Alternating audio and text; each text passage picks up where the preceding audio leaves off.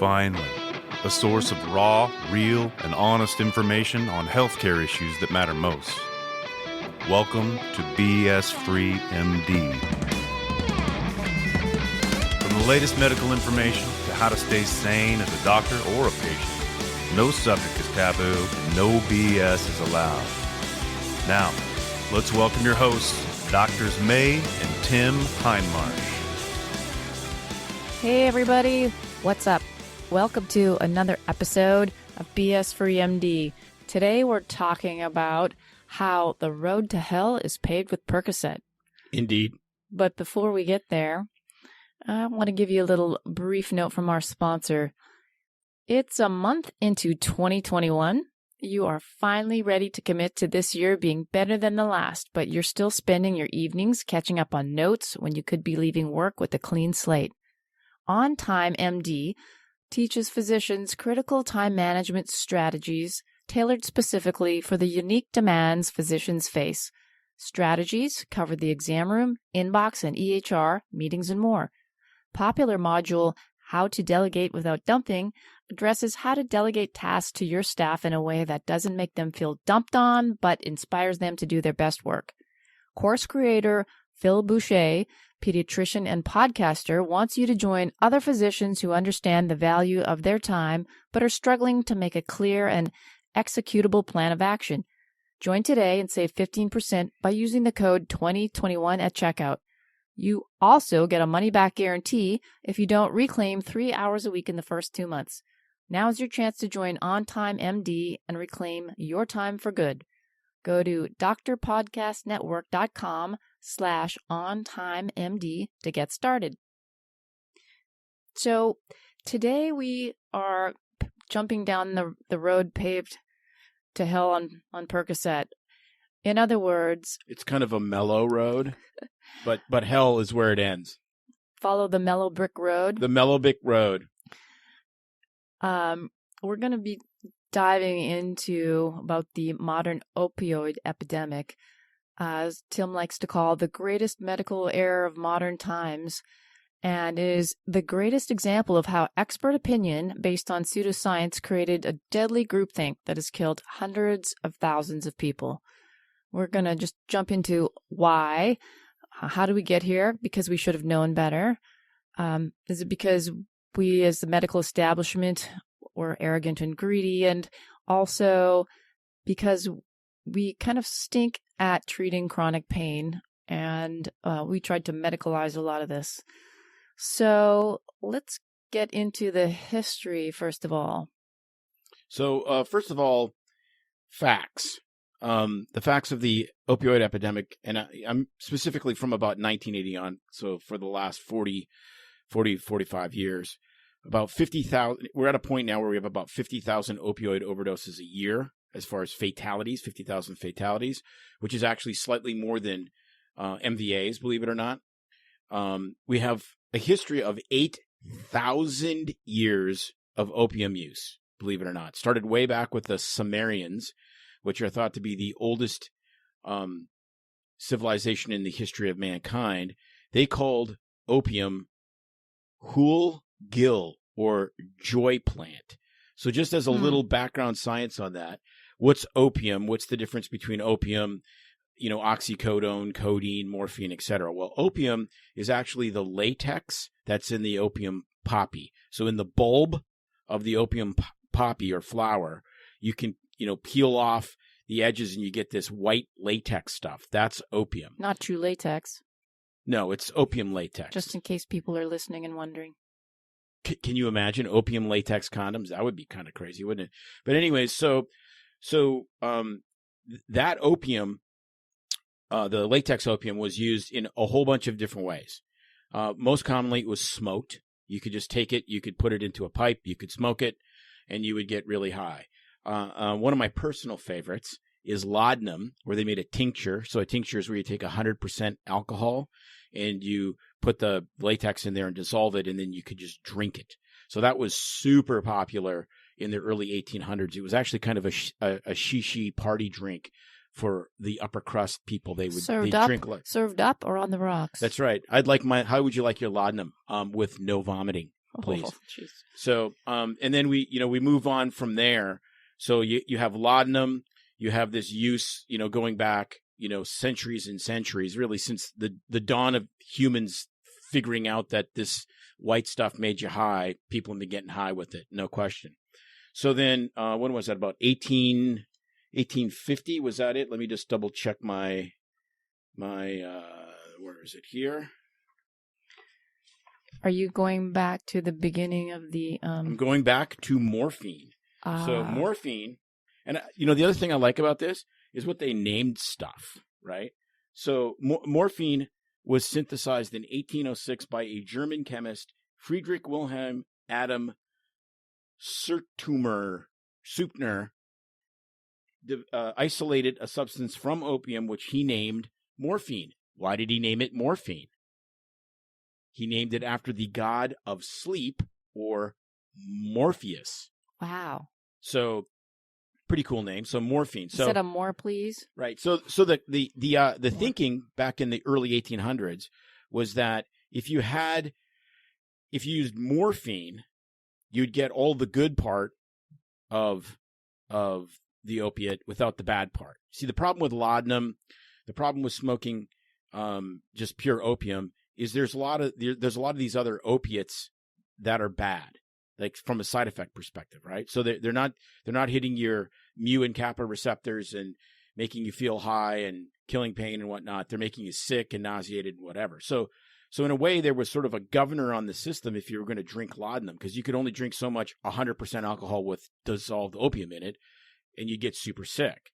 So then that was sort of the first foray into the medicalization of opiates was morphine. So that's not, like, believe it or not, it's 1806. And of course, if it's good drugs, it's coming from the Germans. You know what else the Germans synthesized, believe it or not, just before World War II? Just a little tiny bunny trail? Chocolate? No. Methamphetamine. Oh, yes. And they put it in pills called Percocet, and they gave it to their soldiers. That's right.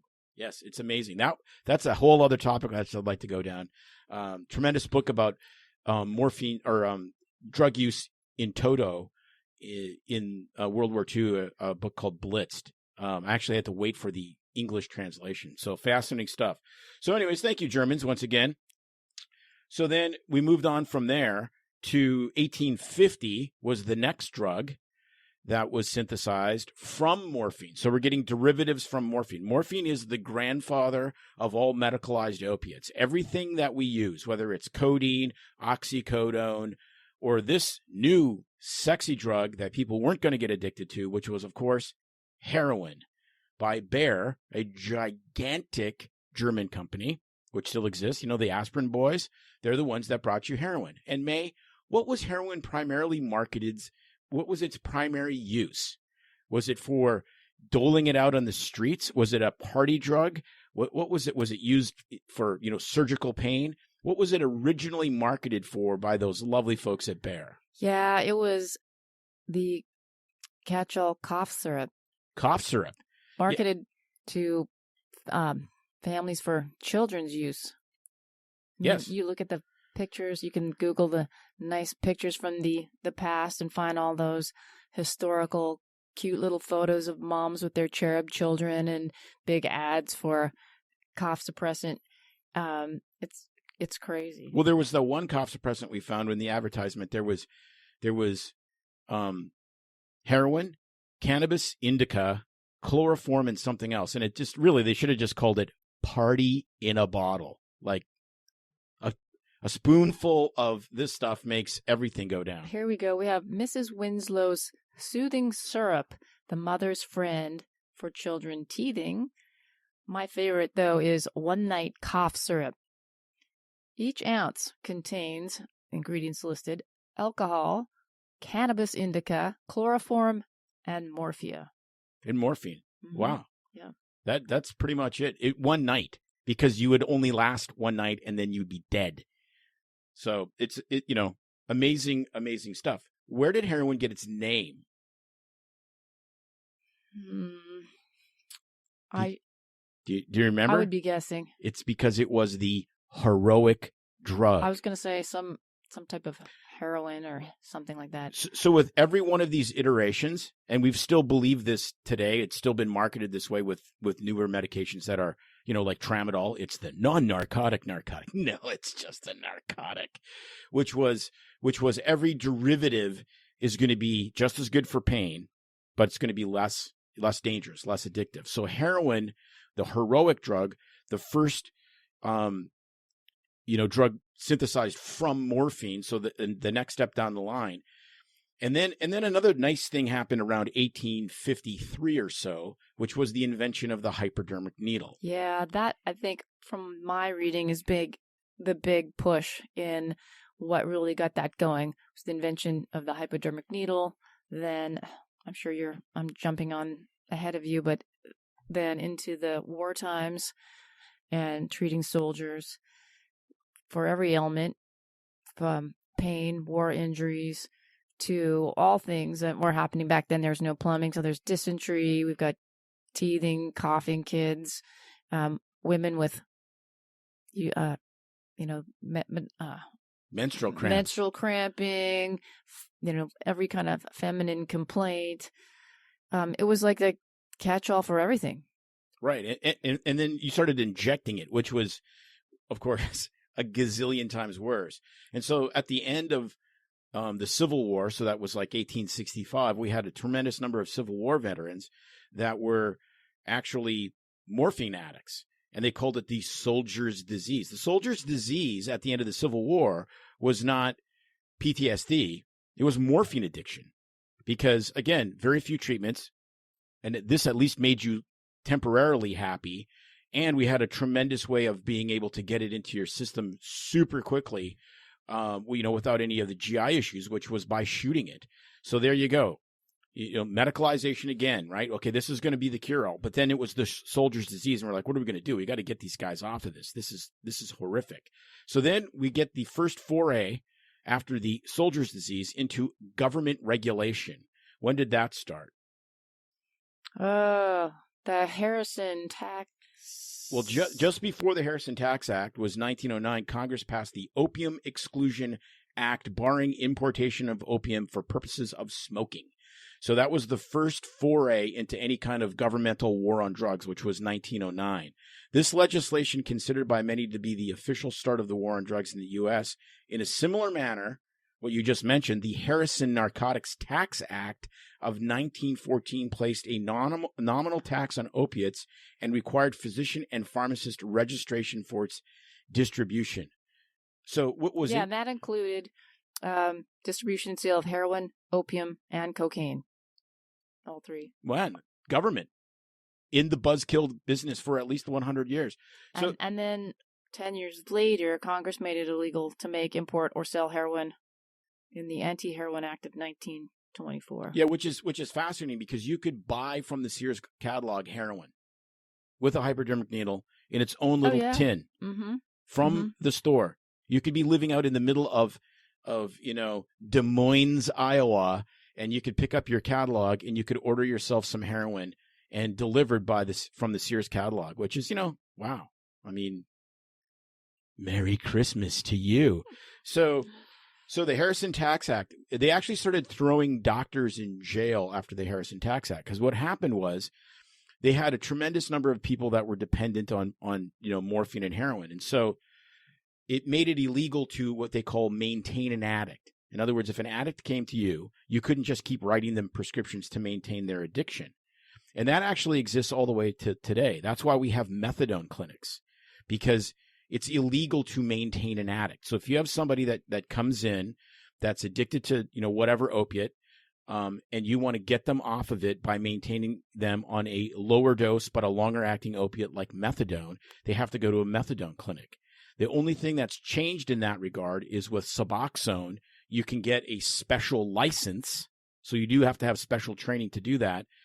And that's an agonist-antagonist. So it blocks the mu and kappa receptors as well as stimulating them at the same time. So it's a much more difficult drug to abuse, and has actually worked quite well at getting people off of, heroin and chronic oxycodone and so forth. So that's kind of where things have, these laws that are over 100 years old are still affecting medical practice today, which is fascinating. So there's the history in a nutshell in about 13 minutes of, the beginning, at least in the United States, of morphine, heroin, and opiates. So if we had all of this information, 8,000 years of use, the soldier's disease of drug addiction, 2 opium wars fought between England and China because China was sick of illegal trading of, the British sending opium into China because they had such an opium smoking addicted population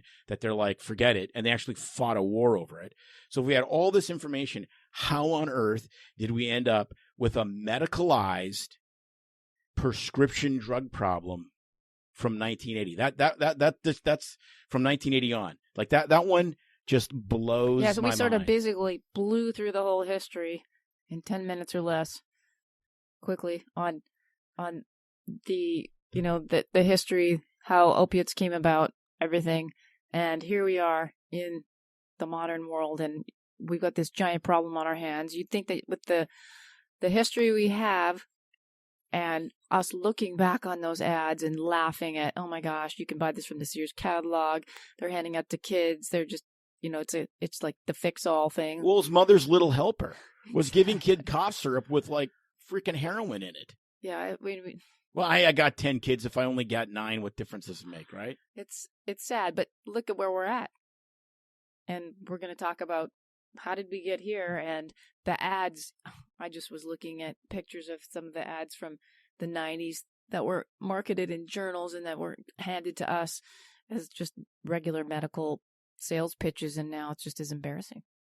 Yeah, my personal favorite from the 70s is an ad for Quaalude, and it shows, methylqualone. It's been off the market for decades, and it shows this father coming down for breakfast. He's got like the 2 kids and the cheery wife pouring him coffee, and it's like, for a wonderful morning, remember the night before, take Quaalude. And I'm like, I don't know how wonderful the morning was, but the night before was probably really bitching. Oh my goodness. Yeah. So that hey, it's wild. So there was an event that started this, and this is absolutely amazing. In this whole problem we have of the modern day prescription drug abuse problem, it started. There was a Franz Ferdinand moment, which is a World War I reference for all of you. You can look it up if you don't know what it is. And it started with a 2-sentence letter to the New England Journal of Medicine in 1980. And I will read the entire letter. The byline is, "Addiction rare in patients treated with narcotics." To the editor, recently we examined our current files to determine the incidence of narcotic addiction in 39,946 hospitalized medical patients who were monitored consecutively. Although there were 11,882 patients who received at least one narcotic preparation, there were only 4 cases of reasonably well-documented addiction in patients who had no history of addiction. The addiction was considered major in only one instance. The drugs implicated were meperidine or Demerol in 2 patients, Percodan, which is oxycodone and aspirin, in 1, and hydromorphone in 1.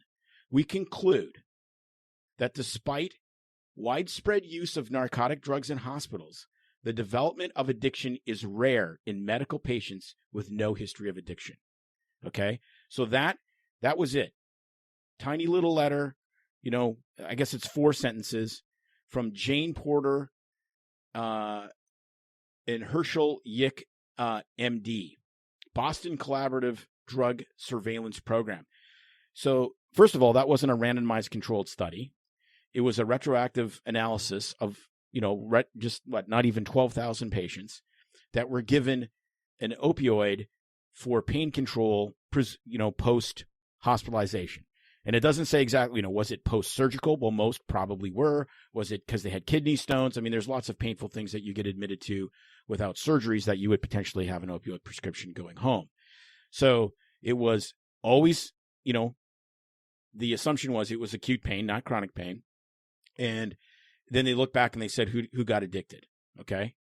And while there was only like 4 people out of 11,000. So it's safe. So what grew out of that was amazing.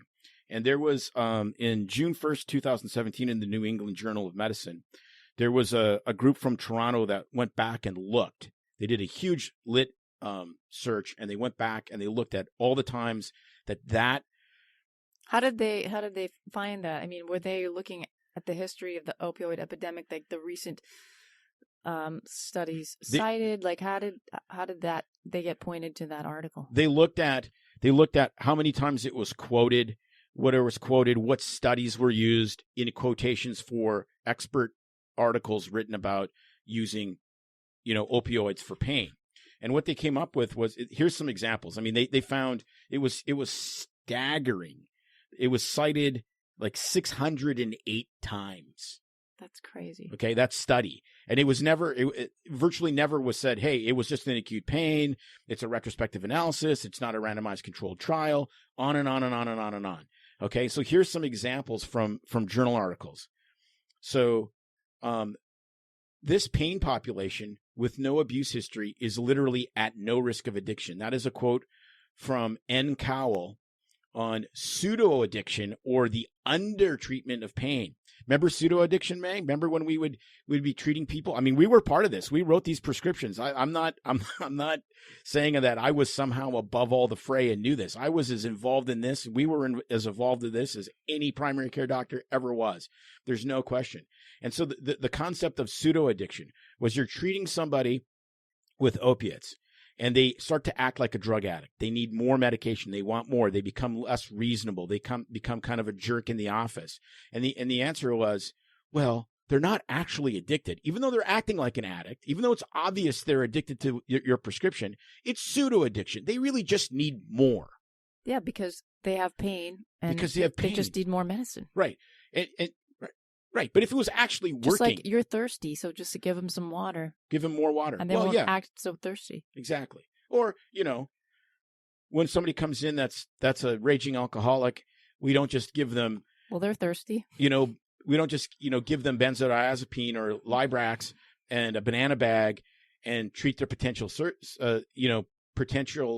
seizures. We just roll in the mobile bar cart and start the shaker going. Well, I mean, they do that now in the hospital, which that's a whole other ball game, but they do. Fear of addiction may lead to reluctance by the physician to prescribe. However, there is no evidence that this occurs when prescribing opioids for pain.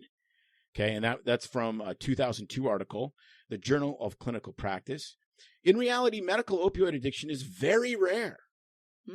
Very in Porter rare. and Jick's study, okay, Porter and Jick's, that was this study that was the 4 sentences. Wait. How did they get to that brilliant conclusion? Very rare, looking back on the whole 1900s and what happened. Because that's what I call the first This stuff sounds like a bunch of BS. Right, but that's what I call the first big lie. Okay? And the first big lie in this, okay, is the arrogance that you can do it right. Just because somebody in the past did it wrong doesn't mean that you can't do it right. Just because every single time opiates were tried, they failed and caused addiction, was because we didn't do it right. Right. It wasn't like there was any big new study that they discovered with regards to... No, there was this retrospective analysis of 11,000 people. Neurochemistry of the brain that they're basing this on. No. It's a bias. It's a bias. And it's, C.S. Lewis talks about this ancient bias, is that ancient wisdom somehow isn't as wise as new wisdom. When in reality, ancient wisdom is actually really better, because if it was ancient bullshit, we wouldn't remember it. It would be gone. So the fact that it still exists means that it at least has, significant elements of truth. But we have this time bias. Okay. It's like if I didn't think of it in my generation, then it must be crap, because the generations before us were obviously, stupid. And so this concept, but it happened through the entire history of opiates, right? Opium is bad. The latex is bad. So we'll synthesize morphine. It'll be better because it's science. Well, but morphine's kind of bad too.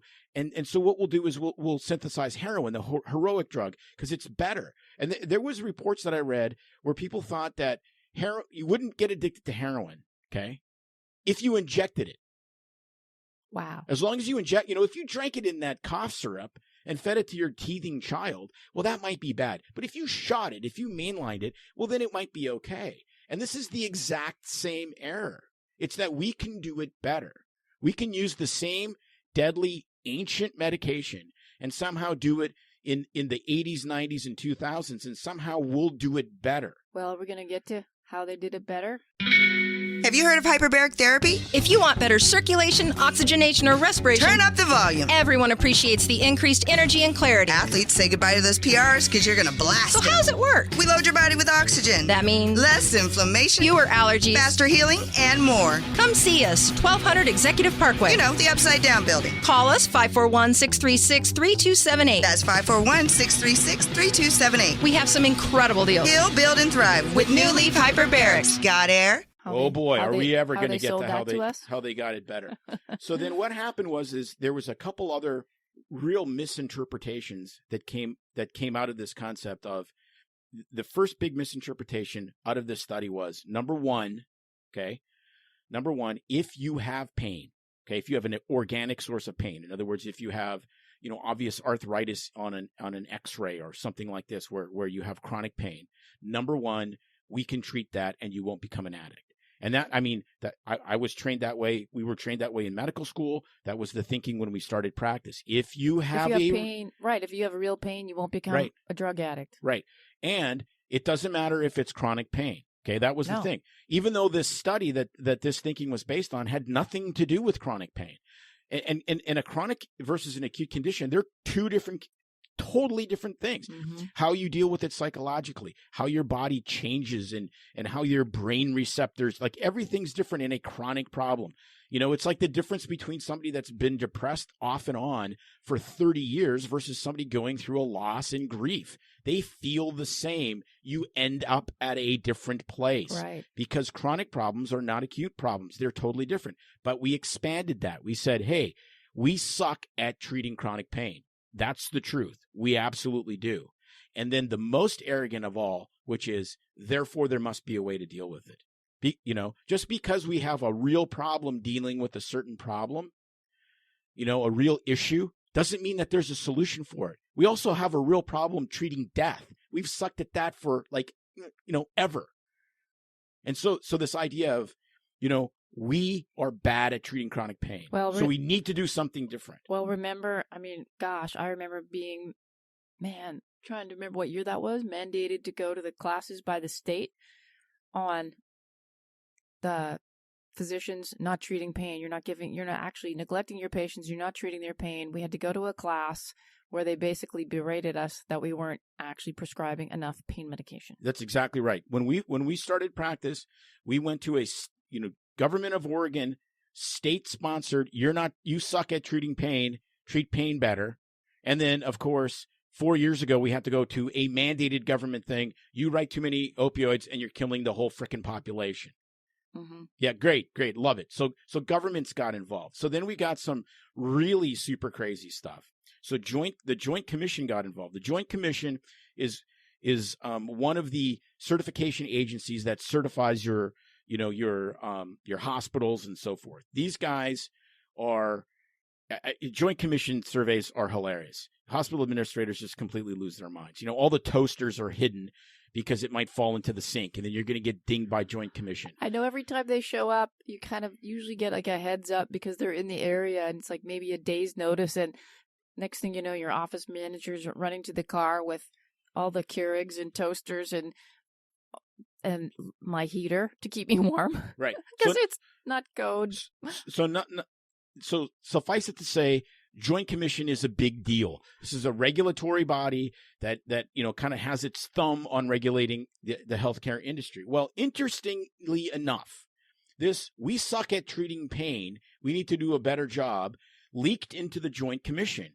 And by 2001, a lot of this stuff was pushed by pain societies, American, Association of Pain Doctors and all the rest of this, do they have a financial interest in treating pain? Yeah. Is that why they did it? I don't know. Could have been all 100% great motives. And that's what I said. The road to hell is paved with Percocet. The point is, I'm not going to judge any of these motives at this time. But here you go. So what did they come up with in 2001? Which always pissed me off. I thought this was completely insane, which is pain is the fifth vital sign. So every single patient that came in, you could come in for a hangnail. You could come in for your, twice every other year pap smear. Yep. And you got your pulse taken, your respirations taken, your blood pressure taken, and asked how much freaking pain you're in. What's your pain level today? Or if you couldn't do that, point to the faces. Okay, guess what? It's not a vital sign. It's subjective. It's impossible to make something subjective a vital sign. But nonetheless, we did it. Okay? Oh, I know it would drive me crazy. It still drives me crazy because someone will come in with a hangnail and it's 10 out of 10. And then someone comes in literally with an amputation and it's like, right. It's hurting, but I have a high pain tolerance and they're like at a 7.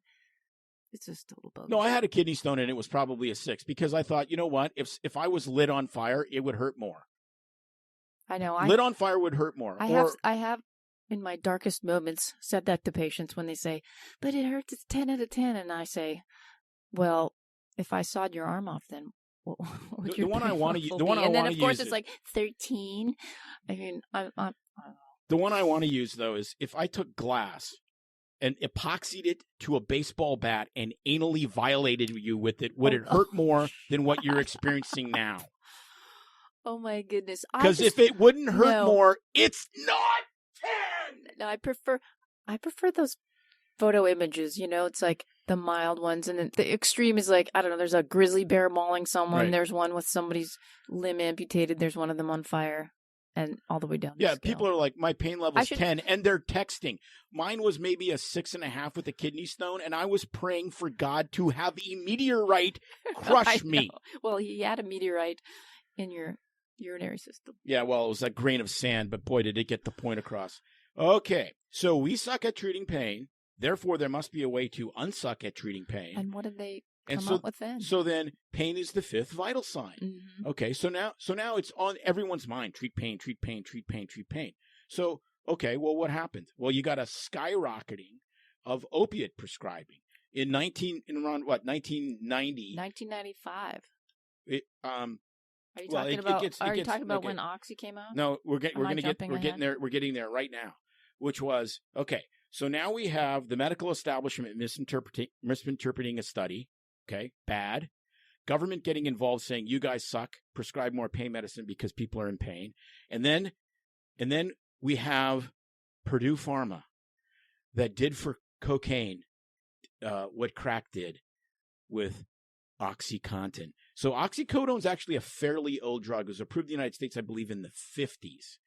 But they did something delicious if you're a drug addict. They made big, giant dose oxycodone and they coated these tablets in a nice little varnish. So so if you get a Percocet, you get a 5 or a 10 milligram. You're getting 5 or 10 milligrams of oxycodone with Tylenol. Okay. But if you got OxyContins, you were getting usually 40 or 80 milligrams of oxycodone coated with a little varnish. I had no idea how this became a drug of abuse because it's long acting. Okay. Because it's long acting. I had a couple come in and they wanted to be treated. They needed to be sent because they were opiate addicts. And I asked them, I said, so how does Oxy work? This is the exact quote. There's just a little bit of varnish on the pill. You lick all the varnish off, and now you have pure Oxy. They said, you can snort it, you can shoot it, or you can smoke it, but that shit's going to get you high. That was the exact quote, and I was like, you're telling me they painted this with varnish, said that it was long-acting, and then just dispensed like gajillions of these? I remember watching a documentary about it. It showed kids at home with the pills, smoking them, literally just crushing them up and smoking them. I was like blown away. And I'm like, here we are prescribing these things. So Purdue Pharma produced another one of the lies, which was if it's long acting, you don't get, you're not going to get high. Well, do you remember them marketing that to us? Totally. Well, it's long acting. You have a patient with chronic pain. They're not getting the big, and then they have all the freaking graphs with the plasma levels and all this.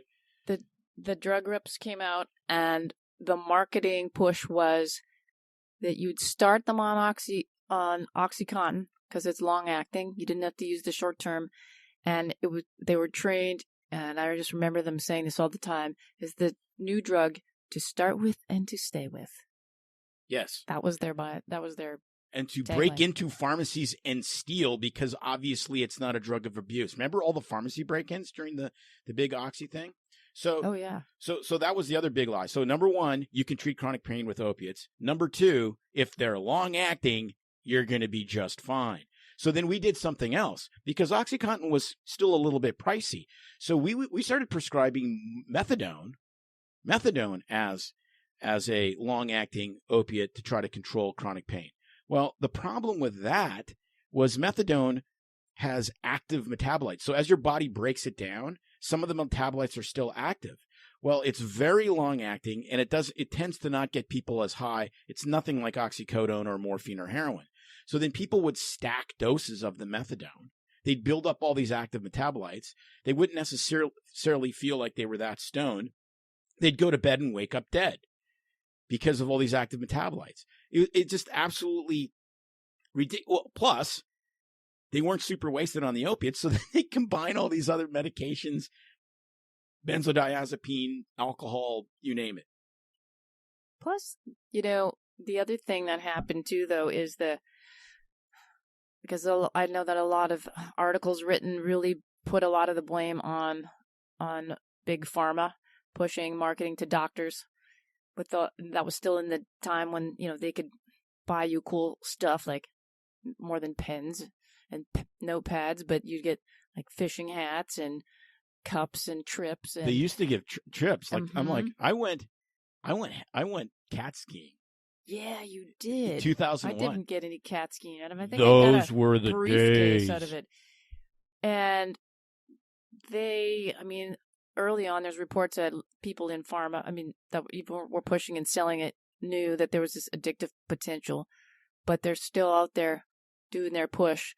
And, they're that in itself, plus then the direct-to-consumer marketing happened. Right. And it all happened. It was all kind of which again, FDA, who approved direct-to-consumer advertising, FDA. So, so now we have bad science on the medical establishment side. We have bad regulation and bad, almost coercion on the government side and regulatory side. And then you get the big pharma, if you want to say greed side going in this, and holy cow, now you have a real forest fire going. And and it's really easy. It's like, well, the opioid epidemic was Purdue's fault. No, Purdue has a lot of blame in this, but it's not Purdue's fault. Not a single executive from Purdue, not a single one of them wrote a single prescription for oxycodone. Although apparently they made, $13 billion off of that and have donated nil to any kind of drug rehab programs. Yeah, I don't really have a problem with that. And the reason I don't is there's the whole issue of, we could get into this on another podcast, which is big rehab. There's a tremendous amount of money to be made in big rehab facilities, especially if you have, the well-to-do that are going into them. So to produce the drug, it's pretty hard to have plausible deniability that your drug is a drug of abuse when you're contributing a ton of money and building rehab centers. It's just like, hey, you got them on both ends, right? It's like lawyers, right? They make the laws and they practice the law. It would be like if we made the diseases and we treated the diseases. Right. That would be really lucrative, actually. Really? We kind of made this disease, though. Let's be honest. No, and so I think the medical staff, I think, us personally, like, hey, I have had patients lots. I remember a day vividly when I was still a primary care doctor where one of my nurses looked at it and said, you know what? You have way too many refills for this stuff. What are we going to do about it? It gave me a little pause and a sobering look and go, yeah, this is ridiculous. Let's start doing something about it.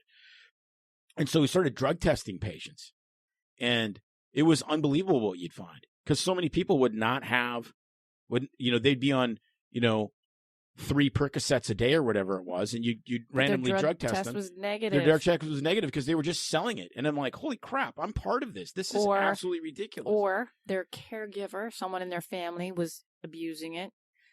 And I had an 88, 89-year-old guy scamming me for opiate pills because he'd give them to his daughter and his daughter would sell them. He was essentially the fence.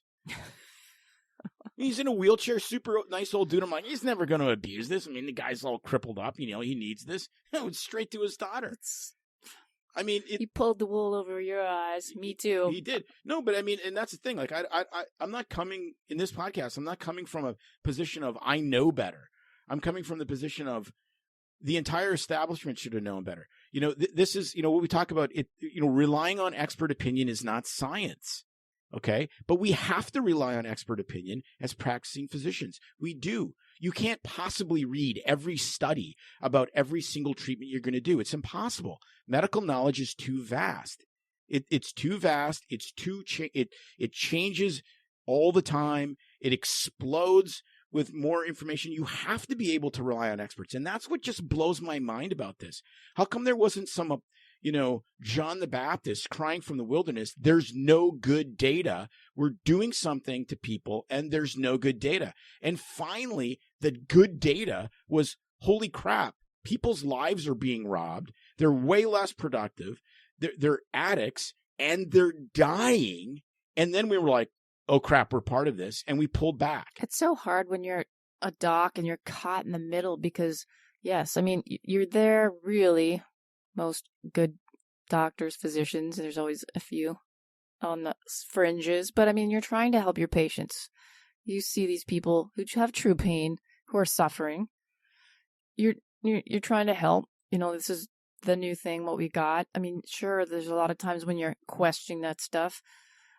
It's hard. I mean, I'm not saying that it's the right thing to, just cave in and give. No, no matter what it is. But we get caught up in other things too. I mean, weight loss drugs that we've given to people knowing that it's probably not a good idea. It's going to impact their health. Gosh, we even get on the fringes prescribing things, sedatives or even anti-inflammatories when people have no business being them. I mean, it's hard because you want to, I'm not help our patient, but right. It's hard to be the bad guy sometimes. I'm not and say, no, what are we doing? I'm not passing judgment on anybody's intention, even Purdue Pharma. Okay, you're running a small pharmaceutical company. You've found the goose. You have produced the goose that lays the golden egg. Of course, you're in business. Your business is to make money. So make as much money as you can. Where they got caught was in, the deception right, stuff. What I'm saying is, were we blinded to the deception because of our intention? Oh, I think so. We wanted to help people. We wanted to, do the best by our patients. We wanted to make people happy. Sometimes you just want to make them go away. Let's be honest. It's a lot easier to write that prescription for a couple extra Percocets with somebody with an ankle sprain where really they should never need that. And they leave and you get to see the next patient. There's that part of this whole equation too, which, you tossed in, but that happens all the time. Absolutely. Well, it happens with antibiotics.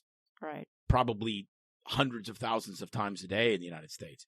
That's another conversation. And so the fact is then, the road to hell in Percocet, is really multifactorial when, right. When, we've unpacked that today. Looking at not being blinded to history. History repeats itself. We should have known better based on where we're at.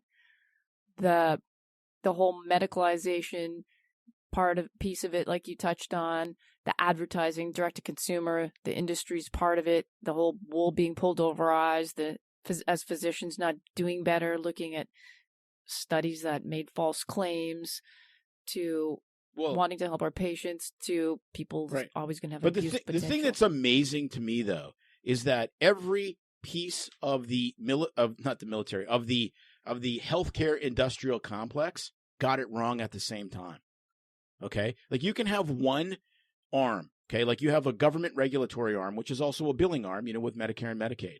You have You have the pharmaceutical arm, which, you have to have. People are like, big pharma's bad. Well, really? Well, who's making the vaccine? It's not small pharma. It's not a guy in his garage. It's gigantic companies because they have the infrastructure to do that. So we're the monkey in the middle, really. Right. And so we are the dispenser of the pills. Right. But it's just amazing. It's like, the guys that are doing the studies that are the experts got it wrong. The guys that are the regulators relied on those experts and got it wrong and pushed it to the next level. And then once you got giant money involved in this, it just went completely bananas. I mean, it really is like cocaine turning into crack, where you could make 10 times as much money for the same volume of cocaine if you turned it into crack, and people got more high.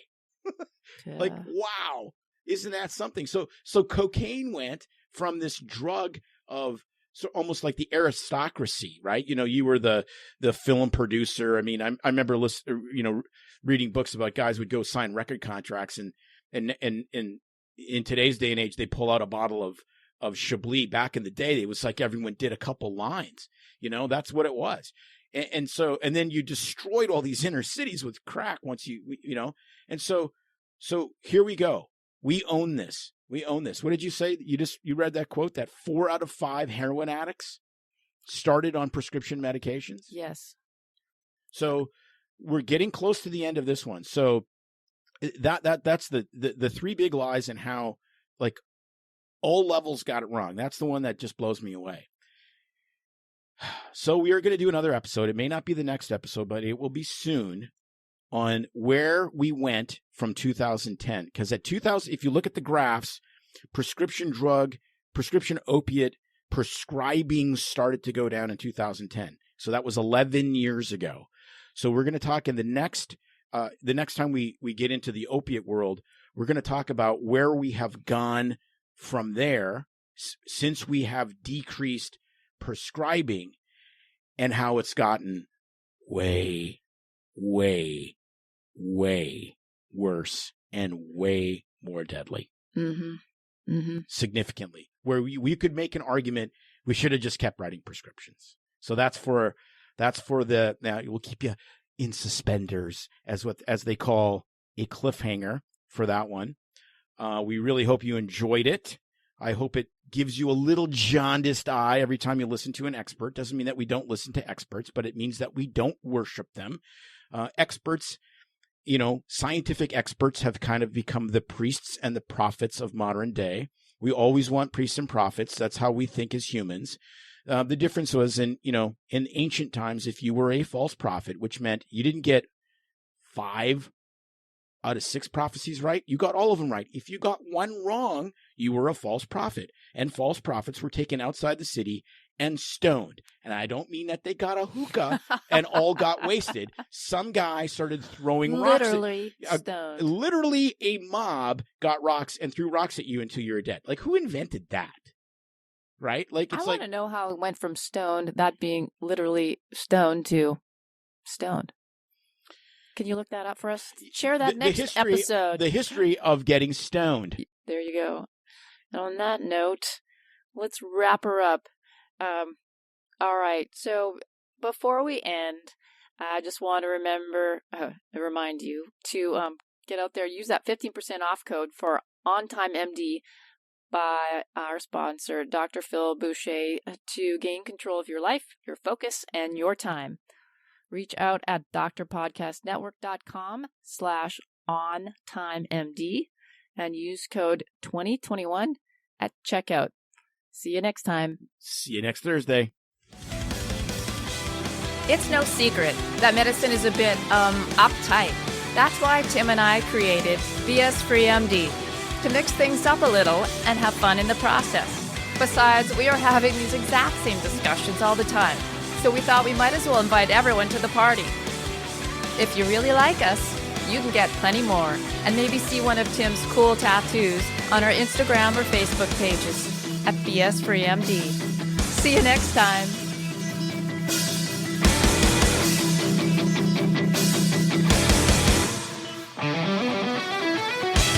Well, we try to keep BS Free MD as raw and real as possible, We can't be held responsible for any medical decisions or discussions had as a result of what you've heard on the show.